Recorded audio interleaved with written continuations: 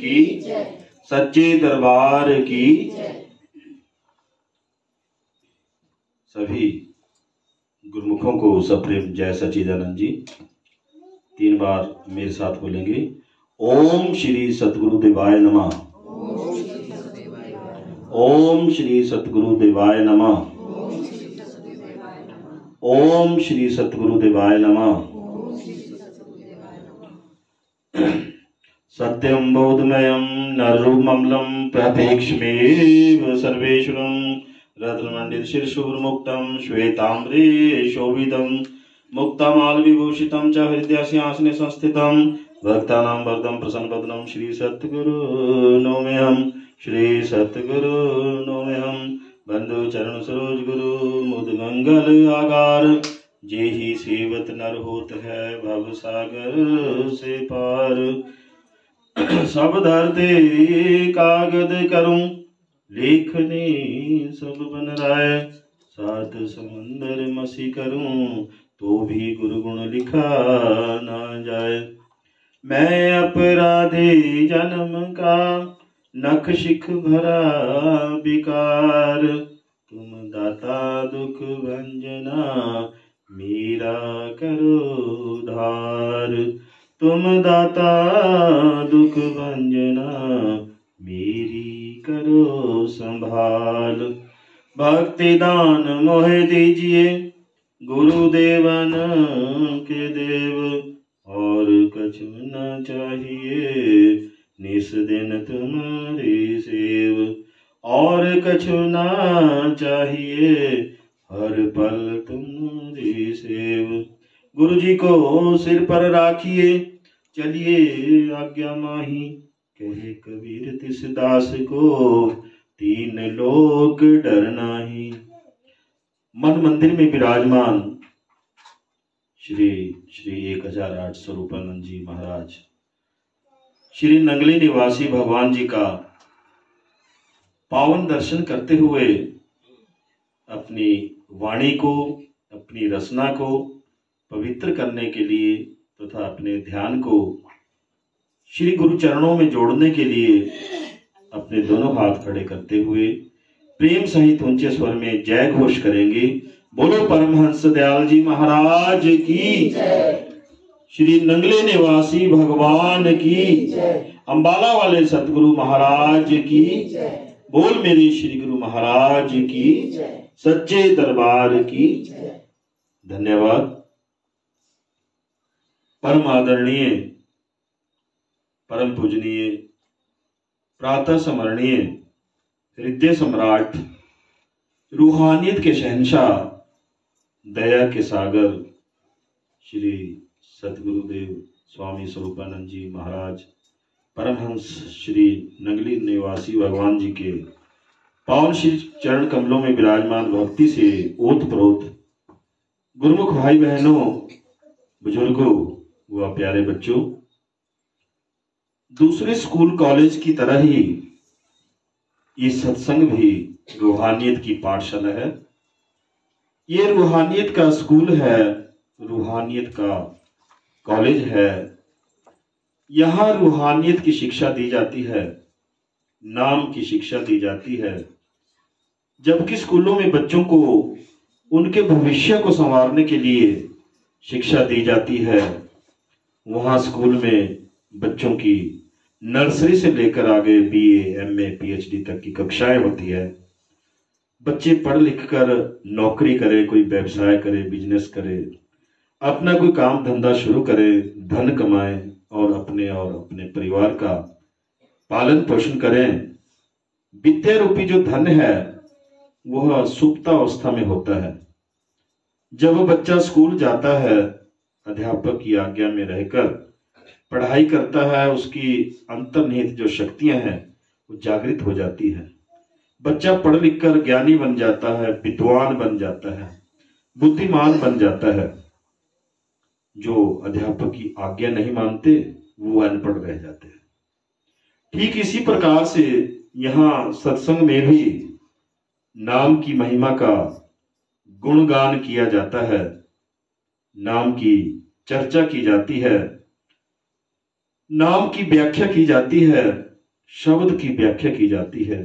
गुरुमुखों को नाम की कमाई करने को कहा जाता है। यहाँ पे स्कूल की कक्षा की तरह स्टेजें बनी हुई है।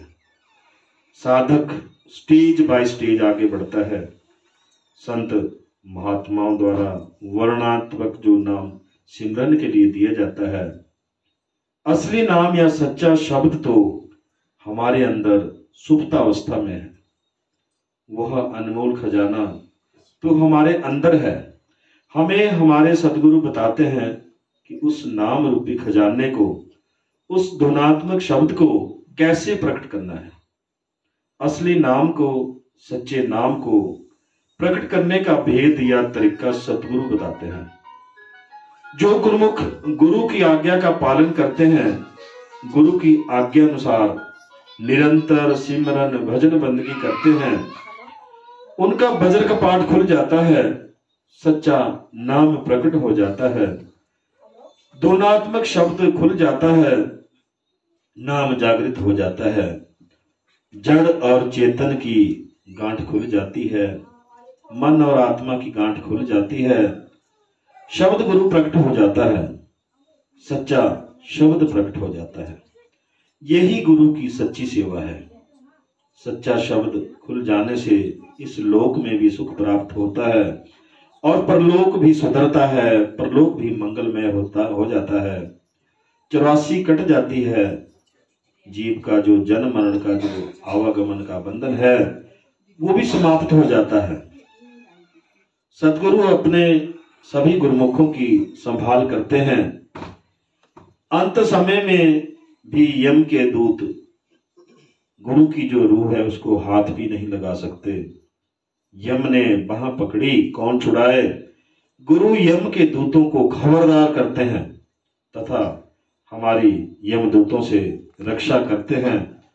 जो गुरु की आज्ञा में नहीं चलते, गुरु की आज्ञा नहीं मानते, सांसारिक पदार्थों विषय भोगों में आसक्ति, परिवार के प्रति मोह रखते हैं, मोह में जकड़े रहते हैं, उनकी आत्मा गिर जाती है, अधम योनियों में चली जाती है। कुत्ते बिल्ले घोड़े पशु विष्ठा के कीड़े के रूप में जन्म लेती है और भारी दुख उठाती है। उनकी 84 कभी नहीं कटती। जन्म मरण का जो चक्कर है वो निरंतर चलता रहता है। साध संगत जी, गुरु की शरण में जाना जरूरी है, नाम दीक्षा लेना जरूरी है। ये मनुष्य चोला परमात्मा की भक्ति के लिए मिला है। मनुष्य चोला नाम की कमाई के लिए मिला है। अभी मिला है फिर ना मिलेगा, कभी नहीं कभी नहीं रे। बड़े भाग मनुष्य तन पाया, सुर दुर्लभ सब ग्रंथन गाया। साधन धाम मोक्ष का द्वारा, पाए ना जेहि परलोक सुधारा। साध संगत जी, हम बड़े भाग्यशाली हैं जो हमें मनुष्य चोला मिला है। ऐसा चोला हमें मिला है जो देवताओं के लिए भी मिलना कठिन है। सभी ग्रंथों शास्त्रों में इसका उल्लेख मिलता है कि मनुष्य चोला जो है मोक्ष की प्राप्ति के लिए मिला है। मनुष्य चोले में एक नाम की कमाई करने से हमारा ये लोक भी सुखी होगा और परलोक भी सुधरेगा, सुहेला होगा। हमें इस मनुष्य चोले की कदर करनी चाहिए, गुरु की आज्ञा माननी चाहिए। गुरु बिन भव नित तरे न कोई, जो बिरंची शंकर सम होई। कि गुरु के बिना कोई भवसागर नहीं तर सकता, चाहे वो ब्रह्मा जी के समान हो जाए, शंकर जी के समान हो जाए। एक छोटी सी चिंटी कितनी छोटी होती है, उसको यदि मान लो कुनिहार से दिल्ली जाना है तो कई जन्म लेने पड़ेंगे। लेकिन यदि यही छोटी सी चिंटी दिल्ली जाने वाले किसी व्यक्ति के कपड़े पर चढ़ जाए तो थोड़े ही समय में 9-10 घंटे में यहां से दिल्ली पहुंच जाएगी। ठीक इसी प्रकार अपने प्रयास से भवसागर पार करना बड़ा कठिन है, बड़ा मुश्किल है, कई जन्म लग सकते हैं। और यदि हम गुरु का हाथ पकड़ लें, गुरु की आज्ञा में चलें, गुरु के बताए सन्मार्ग पर श्रद्धा पूर्वक चलें, तो हमें गुरु कितनी सरलता से सुख पूर्वक आनंद पूर्वक भवसागर आसानी से पार करा सकते हैं। मत कोई भरम भुले संसारा, गुरु बिन कोई ना उतरे पारा। कहे नानक प्रभु यहो जनाई, गुरु बिन मुक्ति ना पाइए भाई। गुरु नानक जी समझाते हैं कि गुरु ही मुक्ति का दाता है, गुरु ही भवसागर पार कराता है। इसमें किसी को संशय नहीं होना चाहिए। गुरु से कभी कोई सांसारिक पदार्थ नहीं मांगने चाहिए। गुरु से भक्ति मांगो। जैसे जब प्रभु श्री रामचंद्र जी लंका के राजा रावण को मारकर विजय प्राप्त कर अयोध्या पहुंचे, तो वहां एक विजय उत्सव मनाया गया। इस विजय उत्सव में विभीषण, जामावंत, सुग्रीव, हनुमान जी सभी उपस्थित थे। विजय उत्सव मनाने की खुशी में सबको बड़े कीमती कीमती उपहार बांटे जा रहे थे। तो जब हनुमान जी की बारी आई तो सीता माता जी ने अपने गले में पड़ा हुआ हीरे मोतियों से जड़ा हुआ हार श्री राम जी के पास पकड़ा दिया कि ये सबसे महंगा कीमती उपहार है, ये हनुमान जी को दे दो। तो हनुमान जी ने बड़े अनमने मन से उपहार तो ले लिया। तो श्री राम जी भांप गए, पूछा कि हनुमान जी क्या ये उपहार आपको पसंद नहीं आया? तो हनुमान जी ने कहा कि आपने मुझे सबसे प्यारी वस्तु नहीं दी। तो श्री राम जी बोले कि बोलो कौन सी वस्तु, मैं देने को तैयार हूं। तब हनुमान जी ने कहा था, भक्ति दान मोहे दीजिए गुरुदेवन के देव, और कछु ना चाहिए निस्दिन तुमरी से। भक्ति को मांगा हनुमान जी ने। सासंग जी, गुरु से भक्ति मांगेंगे तो रिद्धि सिद्धियां अपने आप ही पीछे दौड़ेंगी, पीछे भागेंगी। गुरु जी को सिर पर राखिए, चलिए आज्ञा माही, कहे कबीर तिस दास को, तीन लोग डर नहीं। सासंग जी, जब भी कोई शुभ कार्य करना हो तो गुरु का ध्यान करके करना, गुरु की आज्ञा में ही रहकर करना चाहिए। कबीर साहब कहते हैं कि जो शिष्य गुरु की आज्ञा में रहकर आगे बढ़ता है उसे तीन लोक तक भय नहीं सताता है, और चौथा लोक तो अपना ही है। तीन लोक तक ही काल निरंजन का राज है। चौथे लोक से सतलोक की सीमा आरंभ हो जाती है। चौथे महल पुरुष एक स्वामी, जीव अंश वही अंतर्जामी। संत महात्मा, गुरु, सतगुरु, महापुरुष, ये सभी परमात्मा के भेजे हुए फरिश्ते होते हैं जो पुरुषार्थ करते हैं, जीवों का कल्याण करते हैं। ये दूसरों की भलाई के लिए ही शरीर धारण करते हैं। ध्यान मूलम गुरुर मूर्ति, पूजा मूलम गुरुर पदम, मंत्र मूलम गुरुर वाक्यम, मोक्ष मूलम गुरुर कृपा। सासंग जी, गुरु के स्वरूप का ही ध्यान करना चाहिए, यही सर्वश्रेष्ठ ध्यान है। हाथी के पांव में सबका पांव, कि गुरु की मूर्ति का ध्यान करने से सभी देवी देवताओं, ब्रह्मा विष्णु महेश, व्रत में पूजे गणेश, सबका ध्यान हो जाता है। पूजा मूलम गुरुर पदम, कि गुरु के चरणों की पूजा करनी चाहिए, क्योंकि गुरु के चरणों में भक्ति का निवास है। और 68 तीर्थ गुरु के चरणा माही, पर्व होत अनंत, कि हम इस जीवन में, इस एक जीवन में 68 तीर्थ नहीं कर सकते, कई जन्म लेने पड़ेंगे। लेकिन गुरु के चरणों की पूजा करने से इस एक ही जीवन में, एक ही समय में हमें 68 तीर्थों का फल प्राप्त हो जाता है। मंत्र मूलम गुरु वाक्यम, कि गुरु द्वारा दिए गए नाम का सिमरन करते रहना चाहिए। उठत बैठत सोबत ध्याइए, मार्ग चलत हर हर गाइए। गुरु द्वारा बताई गई युक्ति के अनुसार ध्यान लगाना चाहिए, भजन बंदगी करनी चाहिए, और इसमें कोई नागा नहीं करना चाहिए। प्रातः अमृत वेला में ब्रह्म मुहूर्त में उठकर भजन बंदगी करनी चाहिए, नाम की कमाई करनी चाहिए, और निरंतर भजन बंदगी द्वारा सच्चे शब्द को, असली नाम को, उस धुनात्मक शब्द को अपने अंतर में प्रकट कर लेना चाहिए। यही गुरु की सच्ची सेवा है। मोक्ष मूलम गुरुर कृपा। सासंग जी, संत महापुरुषों के अनुसार मोक्ष प्राप्ति में 4 जन्म लग जाते हैं। पहले जन्म में भक्ति मिलती है, दूसरे जन्म में नाम मिलता है, और तीसरे जन्म में मुक्ति, और चौथे जन्म में निज धाम। लेकिन यदि गुरु कृपा करे तो केवल एक जन्म में ही मोक्ष की प्राप्ति हो सकती है, क्योंकि ऐसा कहा गया है, 3 लोक 9 खंड में गुरु से बड़ा ना कोई, करता कर ना सके गुरु कहे सो होए। सासंग जी, तीनों लोकों और 9 खंडों में गुरु से बड़ा कोई नहीं है।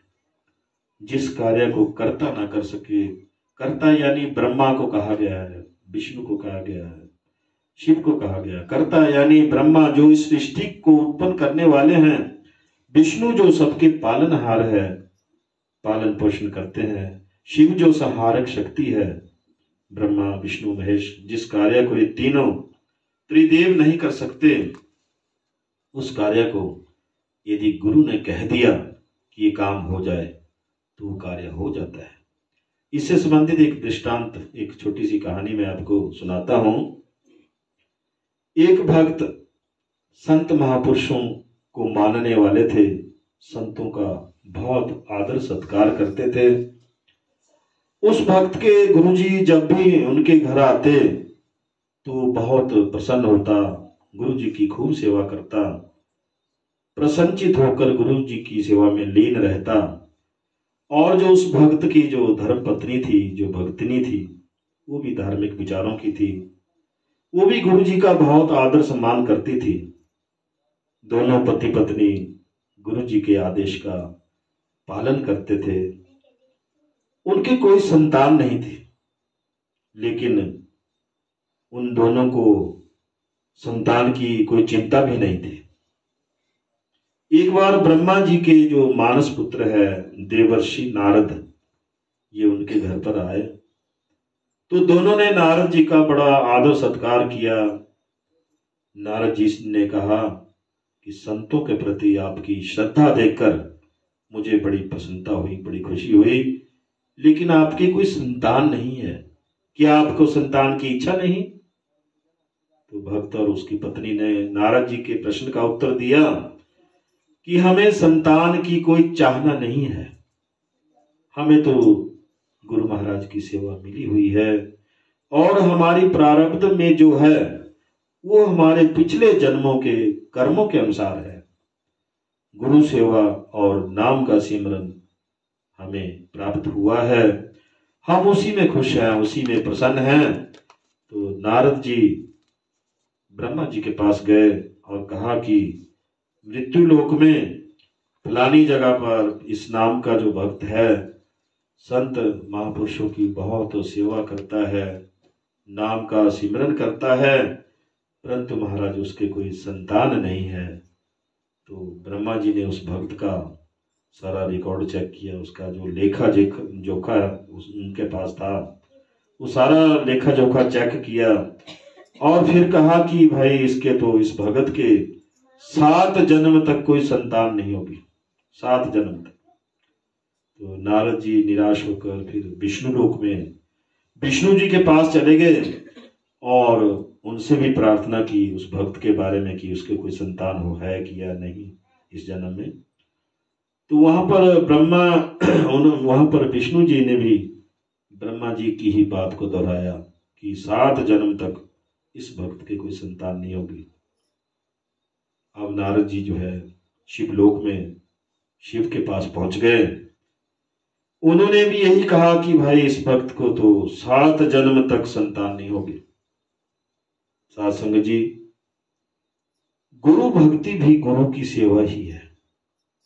गुरु जी साल में एक बार उस भक्त के घर में जरूर आते थे। तो 1 साल बाद गुरु जी भक्त के घर पधारे तो भक्त ने प्रसन्नचित होकर गुरु जी का खूब आदर सम्मान किया, सेवा की। सत्संग प्रवचन होने लगा, बहुत सारे लोग वहां सत्संग में आ गए, भंडारे का समय हुआ, गुरु जी को खाना लगाया गया। गुरु जी ने अपने भक्त और उसकी पत्नी दोनों को बुलाया और दोनों को एक एक चम्मच दाल चावल का भंडारे में से खाने को दिया और कहा, जाओ तुम्हारे घर में 2 पुत्र होंगे। गुरु जी ने आशीर्वाद दे दिया, कह दिया अब जो गुरु कह देता वो होकर रहता है। तो साध संगत जी, समय बीतता गया और समय आने पर उनके 2 पुत्र हुए। गुरु कुछ देने आते हैं, लेने नहीं आते।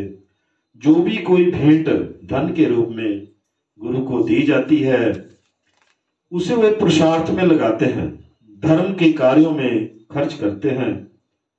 गुरु जी के आश्रम में 24 घंटे भंडारा चलता है। आश्रम में ठहरने के लिए कोई पैसे नहीं देने पड़ते, बस वहां के नियमों का पालन करना पड़ता है। जैसे सुबह शाम दोनों वक्त आरती विनती में शामिल होना जरूरी है। दिन में सत्संग सुनो, परमात्मा का ध्यान लगाओ। हम सभी ने ये परमात्मा से वादा किया था, लेकिन हम भूल गए हैं। क्या वादा किया था?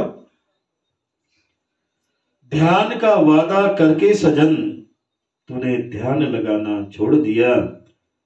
शीश तले पग ऊपर थे, जब मां के गर्भ में उल्टा लटक रहा। तब तूने परमात्मा से इकरार किया था, भूल के तूने सब तोड़ दिया। गुरु प्यारी साध संगत जी, जब ये जीवात्मा मां के गर्भ में थी तो सिर नीचे पांव ऊपर थे। तब हमने परमात्मा से बेनती की थी कि हे परमात्मा, हमें इस कुंभी नरक से बाहर निकालो। मैं रोज आपका सिमरन करूंगी, भजन बंदगी करूंगी, 24 घंटे आपका ध्यान करूंगी। तब परमात्मा ने कहा था कि 24 घंटे नहीं, इसका दशांश 10वां हिस्सा यानी 2.5 घंटे मेरे सिमरन में लगाना, ध्यान में लगाना, भजन बंदगी करना। बाकी समय 1.5 घंटे अपने सांसारिक कार्यों में लगाना। दशांश धन का नहीं बल्कि श्वासों का दशांश मेरे भजन सिमरन में लगाना। ये इकरार, समझौता, ये एग्रीमेंट हुआ था परमात्मा के साथ। लेकिन जैसे ही जीवात्मा गर्भ से बाहर आई, माया ने पर्दा डाल दिया। परमात्मा के साथ वादा खिलाफी हो गई, भूल कर इकरार टूट गया। हाले भी कुछ बिगड़या नहीं, हो जा सीधा तीर, देना साथ आखिर सतगुरु पूरे ने। साध संगत जी, अभी भी मौका है। जो कुछ श्वासों की पूंजी बची है उसे हम परमात्मा की भजन बंदगी में लगाएं, नाम की कमाई करें। अपनी सुरती से शब्द, अपनी सुरती को शब्द से जोड़ें। सुरती को शब्द से जोड़ने का ही हमारा मार्ग है और यही हमारा मिशन है कि हर जीवात्मा शब्द से जुड़ जाए और नाम की कमाई करे। इसके लिए पूर्ण गुरु की शरण में आना जरूरी है, तभी जीवात्मा का कल्याण संभव है।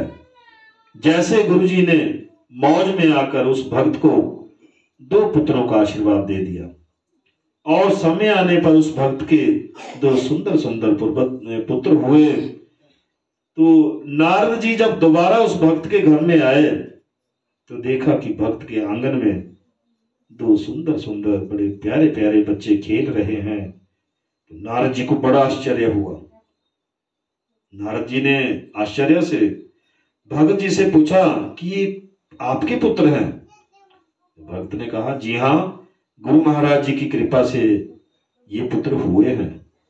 तो नारद जी को बड़ी हैरानी हुई कि जिनकी प्रारब्ध में 7 जन्म तक औलाद का सुख नहीं था, संतान नहीं होनी थी, गुरु की कृपा से हो गई। मन में सोच रहे हैं नारद जी कि संतों के आशीर्वाद से क्या नहीं हो सकता।